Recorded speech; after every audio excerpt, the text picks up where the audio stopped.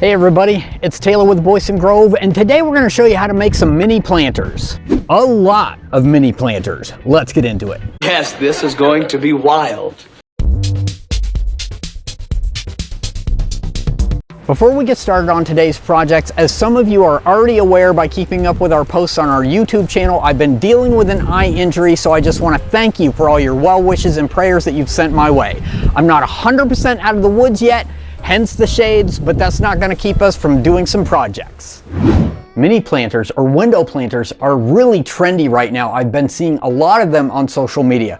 So I did a couple searches on Facebook and on Etsy. I came up with a few of my favorites and I'm going to show you how to make them.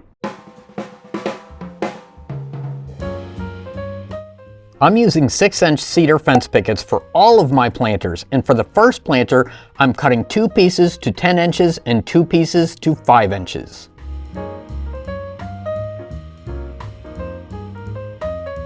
Then I ripped all 4 pieces down to 5.5 inches wide on the table saw.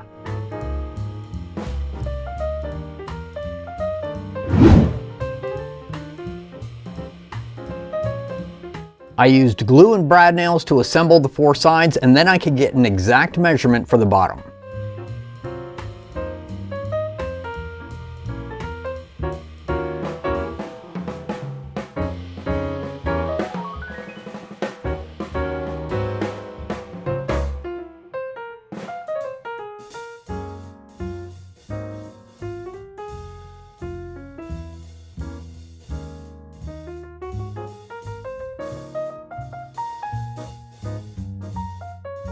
With the box bill, I cut 4 2-inch wide strips from the picket, 2 of them to 8 inches long and 2 of them to 12 inches long. Then I cut one end of each piece to 45 degrees.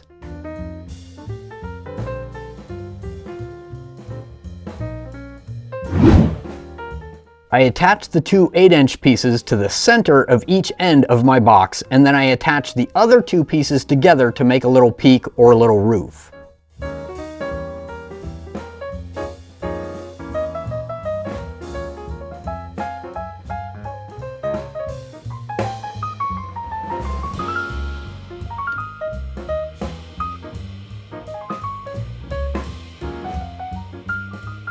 I didn't really care for the look of how long the overhang was on each side, so I cut a few inches off of each side. With one planter done, I still had quite a bit of the first picket left over. Now the examples of these I've seen online, people finish it by putting a hook at the top so they can hang it up. But my thought is, by the time that you add the weight of dirt and plants and all that kind of stuff, it may be a bit much for a couple brad nails and glue to hold. I don't know, you can try it. If it was me, I'd put a couple screws in each joint just to make sure. I made a second one, but this time I moved the little roof all the way to the back of the box.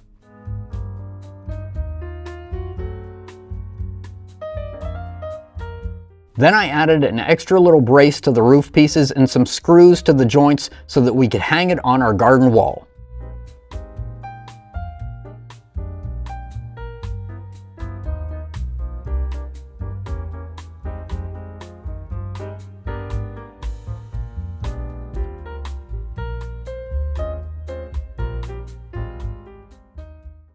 For planter number 2, I built another little box, but this time I cut the 2 long sides to 12 inches long. Then I cut 8 strips that were 1.5 inches wide.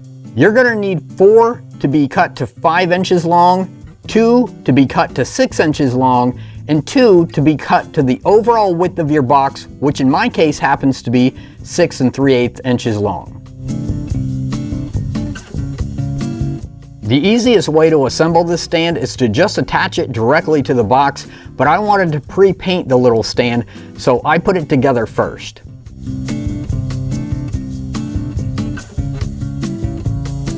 I used some pocket holes on the 2 6-inch pieces to be able to attach the legs together. I guess I could have just mitered all the corners so I could use brad nails, but this worked.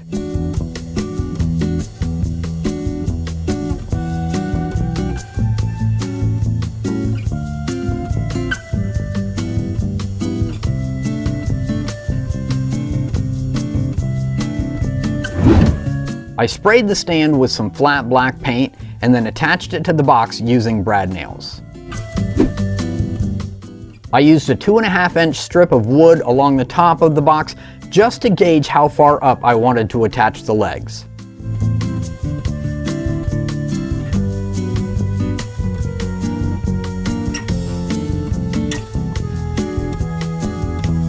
And just like that, our second planter is done.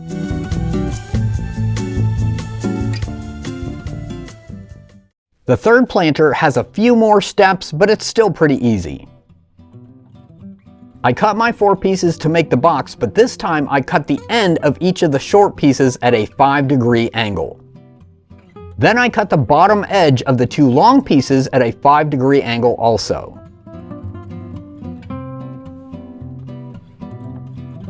Before assembly, I traced a curve on the top of the 2 long pieces and cut it out with the jigsaw.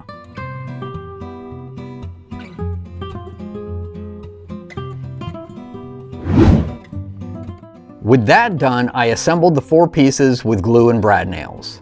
You want to make sure to cut the 2 end pieces so they sit just below the top of your long pieces when the box is assembled.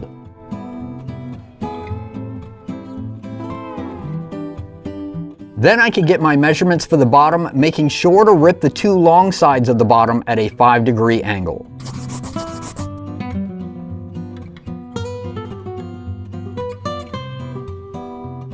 Perfect fit.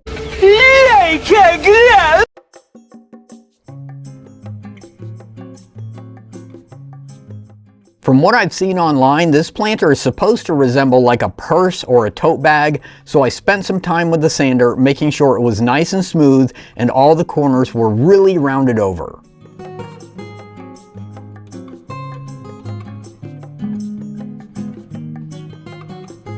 I attached a D-hook picture hanger to each corner, just kind of eyeballing the position. I'll leave links to these D-hooks in the description below. Then I added some rope I had, securing it with twine. You could also use some ribbon or just twine, whatever you like the best.